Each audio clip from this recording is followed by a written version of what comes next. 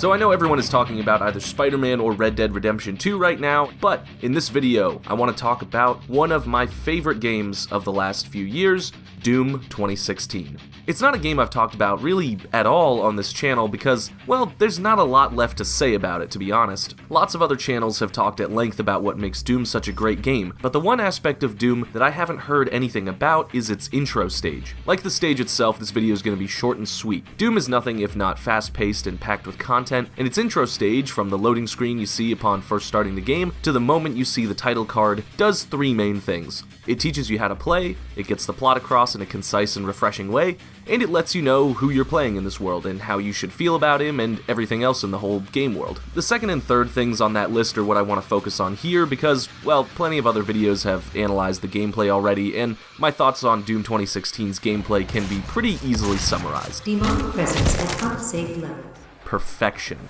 No, for once I'm not here to talk about the gameplay, I'm here to talk about plot and character, which aren't typically my strong suit or the thing I care about most in games, but Doom does it very well. What I really like about Doom's plot is how effective it is while being incredibly simple. There's very little information you actually need to know to understand what's going on, but there's a nice little bit of lore to dig into if you so choose. Otherwise, the intro stage informs you of only a few things. There's demons around, they're causing a real mess, I mean, look at the state of this place, and your job is basically just to go wild on them. I'm a big fan of the sort of rebellious disregard for authority that Doom tries to inspire in the player from the beginning. They make it very clear that you've been imprisoned until now, probably because whoever imprisoned you was just so damn scared of you. This instantly unlikable and untrustworthy looking old lady hologram says, "We have to contain this," that's you, and "We can't let him leave, he'll ruin everything."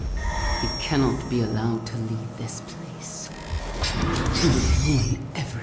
When I heard that, my first thought was, what did you just tell me not to do? Ruin everything. I mean, that's basically your motivation for this entire game distilled down into 2 words. All they had to do to get me on board with the story in this game really was show me someone mean and tell me that everything I want to do in this game is going to ruin their day. Plus, the little text blurb on the first loading screen tells you that you're playing as some kind of chosen hero who stands against evil where all others falter, with a thirst for retribution and blood on your sword that may never dry.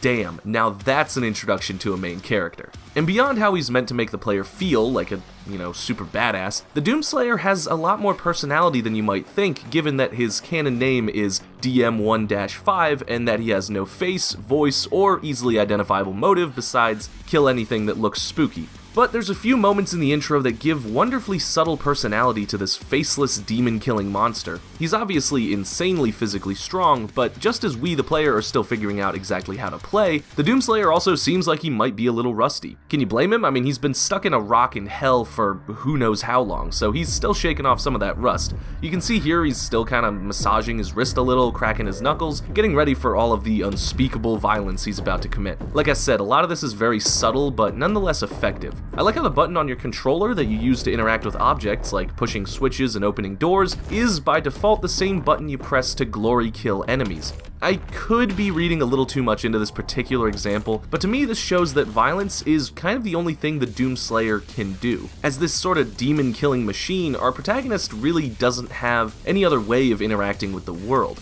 He can resist the urge to smash things if need be, but it's always through the context of gratuitous violence. The button that you use to smash and destroy enemies is also the only button you can use to interact with the world. I don't think this is any kind of condemnation of the player or the protagonist, this isn't Spec Ops The Line, but it shows that violence is probably all the Doomslayer has left. There's no bullshit family story trying to tug at our heartstrings, there's no innocent children to save in this game. The Doomslayer kills demons, presumably because that's all he knows how to do anymore.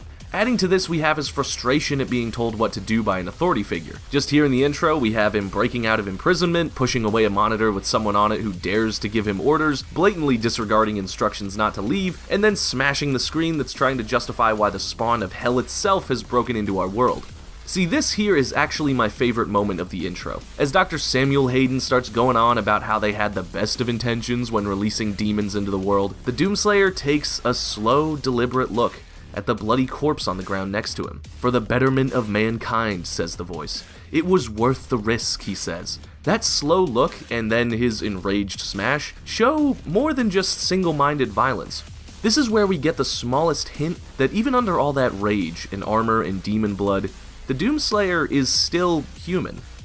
He's an unstoppable, merciless murder machine, but the loss of human life is still something that he abhors. I feel like I can perfectly picture the kind of expression he might have on his face when he hears this guy trying to justify all of this death. The look would be somehow sarcastic, angry, and unimpressed all at once. And in addition to communicating personality, it's also just really damn funny. I'll be honest, this one actually might be a little too subtle because I didn't even notice this moment the first time I played, and it took until 2 or 3 playthroughs to notice it, and when I did, it really made me laugh out loud.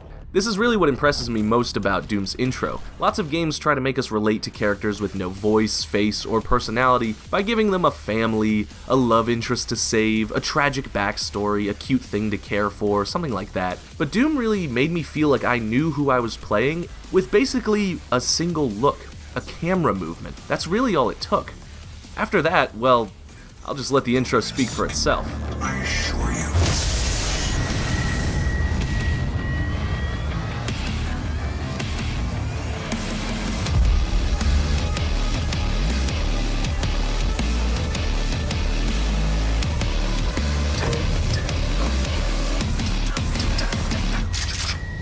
Now that is how you start a game.